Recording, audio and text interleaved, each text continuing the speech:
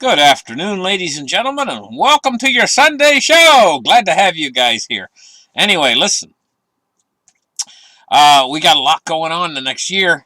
Boys, gosh, you guys better prepare for it. Have you ever seen an old pair of jeans? Well, they're not old at first. Person buys a pair of jeans and they're nice and new, and they just love those jeans because they fit just right. You ladies know what I'm talking about. They fit just right. You get a pair that fits you just right. Form fitting or whatever. They're just perfect. Favorite pair of jeans. You wear them and you wear them and you wear them for like a whole year, washing them through countless cycles in the washing machine and dryer. And after a while, they start to get a little bit thin around the knees. And the back pockets start to get a little bit thin. And there's thin places here and there, but you keep wearing them. First thing you know, holes break out in the knees. Holes break out everywhere. These big holes. And they break out suddenly. Well, this is the way with our society we've built. And we see this already. Take a look at what happened in Texas. We get cold snaps. We've had cold snaps year after year going. You can count them back through centuries. Okay, this was a rather severe one. Admitted. Rather severe cold snap in Texas. But it's not like the weather doesn't do that. But we've never seen anything like what happened in Texas. What this actually is, it's a hole breaking out in the knee of the jeans. Well, the fabric's getting thin everywhere in America. And when the hyperinflation starts to hit, it's going to make that fabric so much thinner, so much faster, and holes are going to break out. All across North America, here in Canada too. And not just here. Europe's going to even be worse than we are. The whole Western world. And even the Eastern world might not escape it. It's a depression that's coming. But it's not an ordinary depression. It's not a depression like you're used to. Ordinary depressions are deflationary. This is going to be a inflationary depression. Something different than you've ever seen before. And how a deflationary depression works is everything gets so expensive that people can't afford buying. They can't afford discretionary spending. They just can't afford it. They have to concentrate on the things that really matter, like feeding themselves and paying off their bills or whatever. They can't afford the discretion. And so the economy starts to get depressed. But we're on the front side of this. The front side of this is totally different. The front side of this is somewhat of a recovery buoyed by all of the stimulus money. But after a while, that stimulus money is going to start to wear down. And the economy is actually going to need further support because we're entering into a depression. An inflationary depression. Totally different than what you're used to.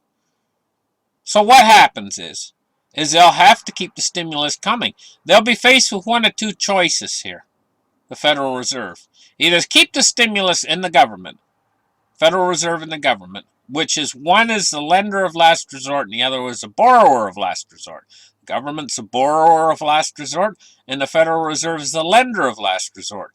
And they create a money loop. They'll have to keep this money loop going because we are entering into this the greatest depression of all time, which is an inflationary depression. So as they push this money out there, they'll be faced with a choice. Do we stop pushing the money out there? Like, I'm talking next year. They'll be faced with this choice. Do we stop pushing the money out there?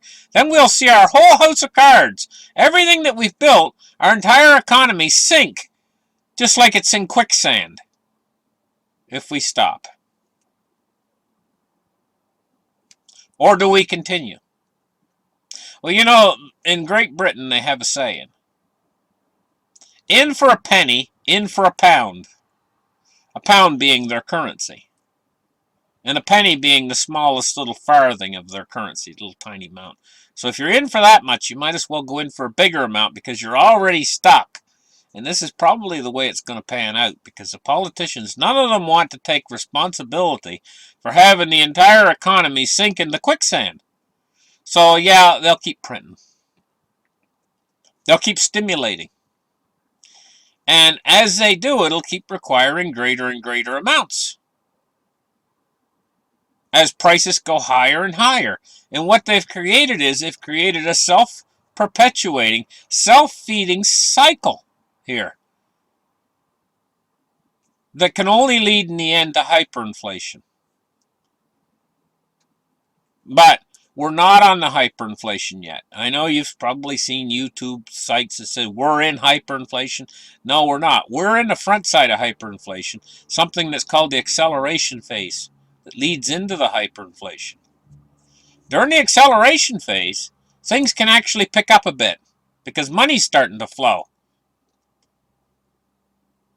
Items are racing off the shelves. Prices are going up. That's the acceleration phase. But when the prices start to get exorbitantly high, nobody can afford anything. That's when the depression actually starts. But prices keep going higher.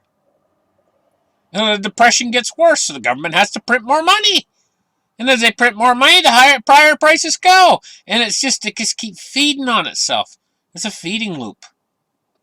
So what happens is the economy everyone out there starts to get the squeeze. Doesn't matter how much money you got in the bank, 1 billion times zero is still zero, priced in the fiat currency.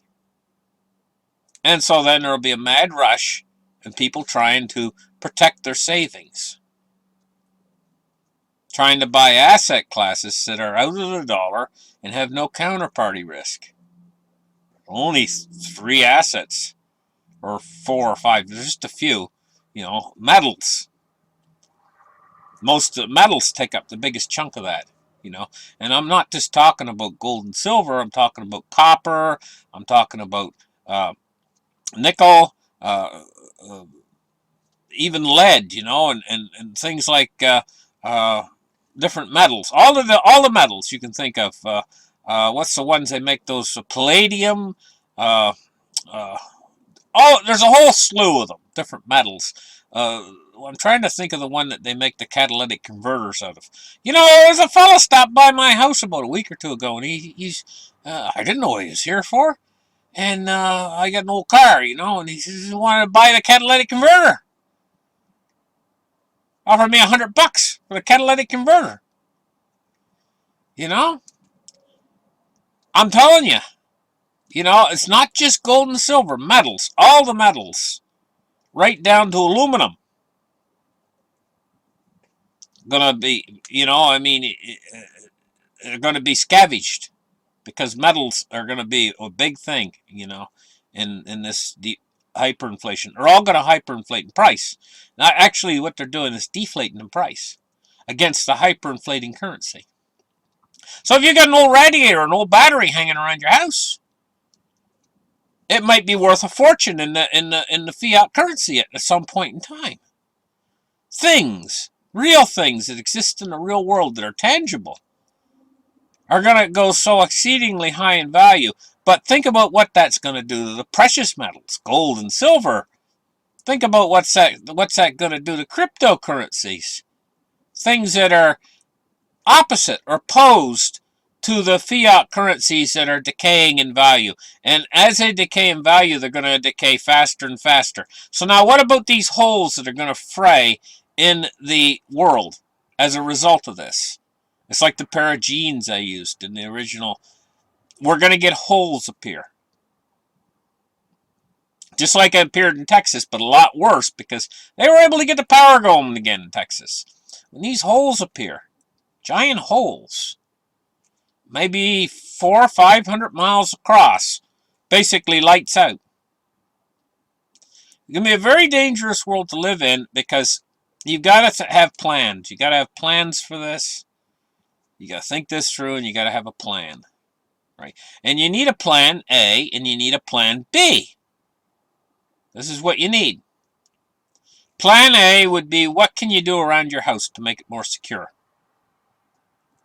Maybe you want on your front door. Maybe you'd like to have a security camera out there. Maybe one of those little peephole things that you can peep through to see who's out there.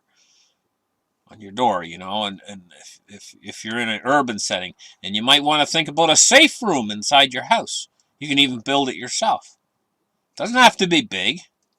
Maybe only 4 feet by 8 feet with a bed in there or something to sit on or whatever, and make it a steel or whatever, something that's a safe room.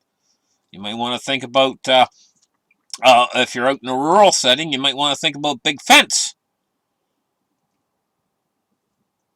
You know, around your property or stuff. You got to think about these things ahead of time because of what's coming. And these holes will appear, or cracks, in because this is nothing more, nothing less than a collapse of the Western world. Because it's a collapse of our money. There's a problem with our money. A problem that can't be fixed. And this collapse is an absolute certainty of the entire Western world. Just like the collapse of the Roman Empire. Except there's a big difference back when the Romans. All of those Roman citizens, or most of them, good chunk of them, you know, they had farms everywhere and everything. Everybody knew how to churn butter, you know, they all knew how to milk a cow. They all knew how to plow the land and how to plant seed. They all knew these things, and they all had the tools and implements in order to do these things. Nowadays, what do the young people know? They know how to operate a cell phone, a smartphone. They know how to operate it a lot better than I do. They know how to go on social media. But how's that going to help them when the empire collapses? And so there's going to be areas, what this is going to do is, when this actually starts to come to fruition, and when it's going to come to fruition was when prices go so high that people can't pay for things. Holes are going to break. Just like the holes in the jeans. And if you're in one of these holes or these areas, well, strategic relocation might be an option. Or being able to somehow make your property safe for yourself and your family. So you need a plan A and a plan B. And plan A would be your home. Make it secure. That's plan A. And plan A emphasizes on you staying in your home during this crisis, through this crisis. That's plan A. Where plan B would be is if your area gets just too bad that you might have to bug out. That's plan B. So you need the plan A and the plan B in this. Because what we got coming is we've passed the event horizon now. Basically what I'm telling you guys is this is a dead-end street, and we're still going down a dead-end street, and we're leading to this dead end. And there's no way out of this. There's a problem with our money that cannot be resolved. That's going to lead to massive changes coming very, very soon in our future. And you got to be prepared for these changes to happen. Bigger changes than we've seen over the last 2 years. You know, we've seen a lot of change in the last year and a half or 2 years. These are going to be even bigger changes in the next 2 years. And just like the chameleon, how does a chameleon adapt? He climbs up on a limb, you know, and say he's bright green, but that limb is brown. Well, if he stays bright green, a bird's going to fly down from the sky and pick him off of there, and he's going to become a meal. But if he's able to change himself to the color of the limb, then the bird can't see him. The bird's flying in the sky. And so you got to be like the water. Instead of running into the rocks and it's going down the river, you got to flow around these rocks in order to be successful. You can't have your head bump. Say you're a fish and you're going down the river, and all of a sudden there's a big rock in front of you. Boom! Your head runs right smack into the rock, and it knocks you out, and you fall to the bottom of the river, and another big fish eats you. You gotta go around the rock, not hit the rock. Anyway, listen, guys. I hope you guys are having a great Sunday. And think about a couple things before I go, I'm going to say. If you've got body fat on you, a few extra pounds, most of us do because we're living on the North American diet. You know, I mean, they come over here to North America, and Indians here, what they call Indians, but actually they're Native Americans. They called them Indians because they thought they were in India, you know, the original explorers and stuff. But they were looking for the spice routes and stuff, you know. But they came across the Native Americans here, and when they come across the Native Americans, they were extremely healthy. They could run for miles, for days. And they existed on a diet, you know, that was high in protein. It was low in carbohydrates, very low in carbohydrates. I mean, what carbohydrates did they get? Very few. Maybe when they got some berries and stuff in the summertime, you know, and they mashed them into some sort of a paste for themselves to have on their food and stuff. They just loved it. It's carbohydrates. But most of the year, they fat was the biggest thing, you know. They eat the fat off the animals and stuff, you know, and everything. It was high in fat, a diet that was high in fat and low in carbohydrates. And they all had ripped abs. They all had a six-pack. You know, they were what you call ripped. Their muscles everywhere and strong and able to run all day long. Run and jump up on the back of the horse and take off, you know. I mean, they're just so healthy. And what happened on the American diet? Which is high in the exact opposite diet, which is low in fat, low-fat diet. So, that's what they preach to you. Get rid of all the fats, guys. Don't eat any fat. Don't eat any fat. They preach to you. Well, that's what you never seen a Native American dropping dead from a heart attack. They were the guys who were ripped and able to run 10 miles in a day and jump on the back of a horse and take off and everything else, you know. Healthy as anything, you know, the old saying, healthy as a horse. And that's all they ate was fat. Well, now they tell us, don't eat the fat, don't eat the fat. Well, what about our essential fatty acids? They're essential. I've never heard of such a thing as an essential carbohydrate. Now they tell us, oh, eat a diet that's rich in carbohydrates and cut out the fats. Well, you're going to get your calories. You can't survive without calories. You guys know that? You can't survive without calories. I know I'm getting off on a little bit of a different subject matter, but you can't survive without calories. You have to have a certain amount of fuel. Fat's full of fuel, you know? And you're going to have to get your calories from one of two sources, either from fat or from carbohydrates. So if you're on a low-fat diet, you're going to get your fuel from carbohydrates. Simple. So then you're going to have to eat a diet that's rich in carbohydrates. So that's what they preach for a long time, low-fat diets. Go on a low-fat diet. Oh my gosh, you know. You want to plug your arteries up? You want your body to be reduced in its essential fatty acids? In other words, you want to get sick? Then don't eat any fat. And eat all carbohydrates. Let's call it the diabetic diet, you know. how to get diabetes real quick. You know, because your body doesn't store energy in the form of carbohydrates, it stores it in the form of fat. Now, where did I get off on this? I don't know where I got started on this subject matter. But if you've got a few extra pounds on you right now, that means you're already carrying some food for yourself during this time of trouble that's coming. And so embrace it. I know all your life you've been taught to get rid of it. Ever since they come out with the supermodel Twiggy, you know, and everybody's been trying to get thin. Thin is in. The old thing, thin is in and everything. Well, you know, if you were to back previous generations, maybe 100 years ago or wherever, fat was in. Everybody was thin. Everybody wanted to have a little bit of plumpness. You know, it's all what do they call it? Peer pressure or whatever, you know. But now we're living in a time when it's going to go back to where it was. You know, everybody's going to be thin and everybody's going to be desiring a little bit of plumpness again. And so if you've already got a little bit of plumpness, love yourself. Love your plumpness because you might need that plumpness coming up pretty soon. You know, because I heard reports from Venezuela.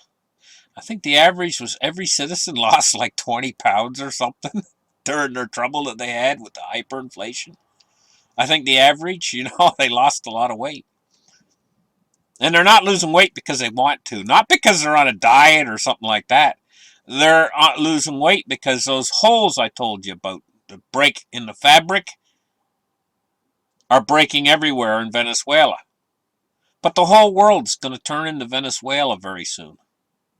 Doesn't matter where you are. And so these holes will break out, and you got to have a plan what to do. If you're in the center of one of the worst holes that break out, it's going to be almost like, where's the power? Where's the telecommunications? What just happened to me here? And your friends and neighbors might be saying, well, didn't you hear word? 300 miles away and such, they still have lights and they still have power. You're like, wow, yeah? You know? And when's the power going to come back on here? The 5th of never?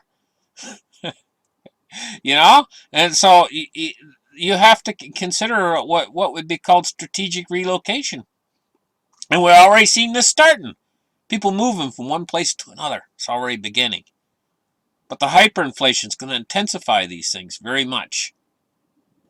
Thank you guys for listening. Like and subscribe, and we'll catch you guys in the very next show. Bye-bye.